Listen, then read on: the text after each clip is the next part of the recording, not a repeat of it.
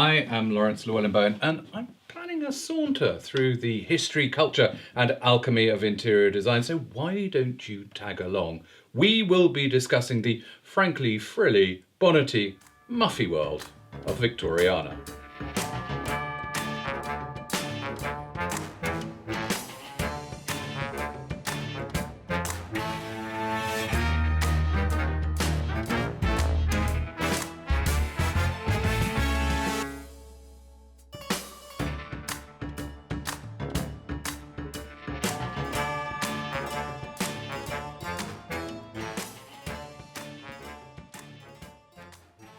Now, did the Victorians ever really cover their piano legs out of prudery? No, it's far worse than that. It was out of bad taste. We're dealing with a time when the most powerful sentiment motivating interior design was horror vacui, a fabulously snarky phrase that basically means fear of undecorated space. Charles Eastlake, a man with a lot of opinions on how his fellow Brits should live and the sort of facial hair best kept for border collies, actually opined that the middle-class housewife would quickly lapse into a state of neuralgic distress if forced to occupy unornamented rooms for any amount of time. Basically, he was saying that minimalism leads to madness. What amuses me is that there has never been a century in which fashion forced females to dress as much like the furniture of the day. Each decade brought a new trend that bent, contorted, padded, stuffed, and then buttoned the sofa and the mistress of the house at the same time. It was also the century that weaponized taste. Up until this point, the posh did their thing, which was smearing the walls of their stately homes with erudite but costly proof of their classical learning. The middle classes set out to ape the style of their betters by buying it all off the shelf from Wedgwood, and the poor, well, they might stencil or stamp a jolly motif above the cottage wainscot in between bouts of diphtheria. But by the 1850s, the whole thing becomes a lot more jumbled up, a lot more mixed. Huge numbers of working rural poor followed the ragtag exodus into the Victoria inner city slums to work long, daylight-less hours in dark, satanic factories, whilst the aristocracy and the upper middle classes started to seep across each other's social borders in search of money on the one side and a coat of arms on the other. This left the majority, the middle, the lower middle, with the balance of power. As Gilbert and Sullivan put it, "Onward, ye glowering middle classes, forward, ye tradesmen and ye masses, blow the trumpet, sound the brasses, tantantara zing boom." So the dominant lifestyle force became, for the very first time in history, what we now call the high street. And therefore the tastescape starts to reflect the middle's celebratory love of ostentation. It was a moment when posh, real posh or synthetic posh, they weren't that bothered, defined the home. For previous ages, such stylistic impertinence would have been quickly shot down from above by the tastemakers at court, or indeed the trend-setting monarch himself. King George IV, one of the nation's great aesthetes, not a great ruler, but an enthusiastic appreciator of upholstery, was hugely disparaging of his own subjects' middle-class interior mores. But come 1838, and the great imperial machine of Britain was headed, at its tippy-top, by a plump young girl with googly eyes, a large, permanently running nose, and sentimental tastes. Victoria had middle class writ right the way through her like a stick of Blackpool rock. Let's now enjoy ourselves with a tour of the Victorian Chamber of Horrors that I keep safely under lock and key off one of the more darker corridors in my mind palace. The start of the century, 1800 to 1820, revelled in that wonderful BBC period drama star we loved to spend Sunday evenings with. In the country, Georgian rectories had good, solid, useful furniture with a faint whiff of Hepplewhite, and killer swags and tails at the windows. Like the curtain treatments, the ladies of the household would be draped in something cottony, with a decorative fringe. Meanwhile, urban taste was far more palatial. Rich, palacey colour schemes, huge waterfalls of crystal chandeliers, and wedding cake ceilings bestrewn with gold-leafed classical festoons and the odd medallion. For city wear, the domestic goddess would, like her ceiling, get blinged up with gilded laurel wreaths, and like her curtains, drape her shoulders in richly embroidered velvets as counterpoint to the severely restrained pleated column of fabric that made her look so divinely vertical. Over the next 2 decades, the initially classical rigours of this style become subsumed under bigger, heavier decorating.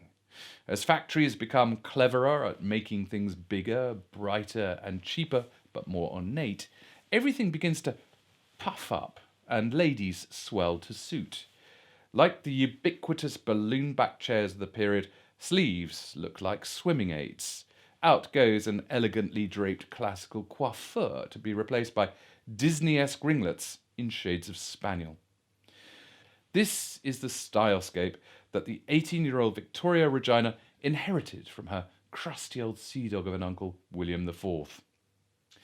Although she loved Frenchified schmancy, Victoria also loved the idea of novella-style escapist romanticism, and in this her heart beat as one with the taste of her subjects. From the 1840s, it's the dressing up box that starts to steer taste.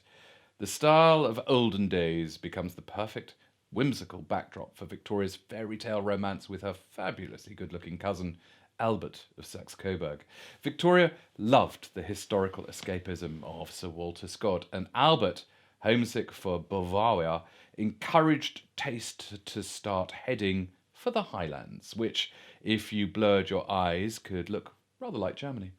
This was also the point where the avant-garde had started to embrace medieval style as an antidote to the mainstream passion for French fancy.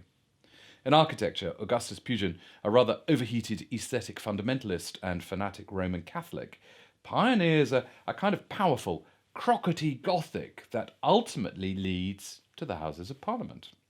In painting, the pre-Raphaelite Brotherhood drag art backwards to the very early Renaissance, before Michelangelo, before Leonardo, literally before Raphael. Victoria, and particularly Albert, embraced this new knightly style with its anti-classical and therefore anti-Mediterranean culture of turrets, tapestries, and fairy tale castle fireplaces. Unlike the rigorous antiquarianism of Pugin, the royal couple, well, they zhuzhed it all up with plenty of tartan and acres of frillage. This is when maximalism really kicks off, and this is when Victoria's outline, already swollen and a bit gourd-like from perpetual childbirth, becomes a great bell of fuss and furbelows. From behind, she looked almost identical to one of her own hugely ornate, over-upholstered seating units. Albert, feeling distinctly underemployed and needing something to do with all of those very Germanic opinions that filled his rapidly balding head, decided to reform society through taste. The Great Exhibition of 1851, well, it was supposed to be a magnificent buffet of British imperial design, but instead it ended up being an overstuffed emporium of industrial showing off. All of this mass-producible magnificence sparked an energetic abreaction from a disapproving chorus of dinosaurs. Passionate Gothic revivalists John Ruskin and Charles Eastlake bellow for a new, reformed style, human in scale, artisanal in construction, and simple in design. Owen Jones said of the exhibition that it showed objects that produced novelty without beauty and beauty without intelligence. As the 1850s draws to a close, the shining white knight of the arts and crafts movement, William Morris, leads a cavalry charge of craftsmen and artisans against the bastions of high Victorian gimcrack knick-knackery. Arts and crafts taste grows stylistically from Pugin's nuts and bolts, woody, blokey, muscular Gothicism, but it makes it kind of cosy. There's no gilding, there's no carving, but there is a lot of painting. It is a nostalgic style that thoroughly seduced the intelligentsia and the more liberal corners of the middle classes, who were sighing for the sort of better Britain its proponents believed existed before modernisation. It nevertheless remained highly decorative and highly decorated. The clutter, well, it was still all there, just this time made in oak or pewter or copper and stuffed full of peacock feathers from Liberty. Women of the arts and crafts period also simplified their architectural construction. Out went the underpinning, and in came heavily napped kirtles in shades of Burne-Jones. Crunchy embroidery of manuscript-inspired foliage crackled at the bust and the cuff. But arts and crafts carried with it more than a whiff of what we would recognise as socialism. For the now widowed queen and the more reactionary amongst her subjects, all of that medieval mumming was in for a dig. They preferred it bourgeois, and there was nothing more bourgeois than the high-fat, cholesterol-rich, Louis-inspired styles emerging from 1870s Paris. Despite enduring a siege that left most of the contents of Paris Zoo eaten with a bechamel sauce, Paris still ruled the waves of taste. In Britain, Parisian upholstery, every bit as showy offy as Parisian patisserie, gets into bed with a whole heap of styles. A spin-off of the Great Exhibition, aside from arts and crafts, was the access Brit designers were given to the design styles from all over the empire, and indeed all over history. It's the middle-class room of the 1870s and 1880s that really gives Victoriana its bad name. Huge compost heaps of stuff from all over time and space, cheek by jowl, in crepuscular gloom, thanks to the layers and layers of gaudy pom-pommed fabric at its windows. India, Italy, Islam and Japan, they all brought notes of spicy novelty to the mix, whilst entirely themed rooms, well, they offered an Etruscan escape in the red-papered dining room or a Moorish moment, literally, in the Alhambra tiled winter garden. But it's the poor women of Britain who are forced to bear the sartorial brunt, with their backsides so far extended by opera curtain draperies, manoeuvring around clutter-encrusted boudoirs must have been a daily trial. Hair is huge and almost entirely false, and why have a feather when a whole dead bird would do?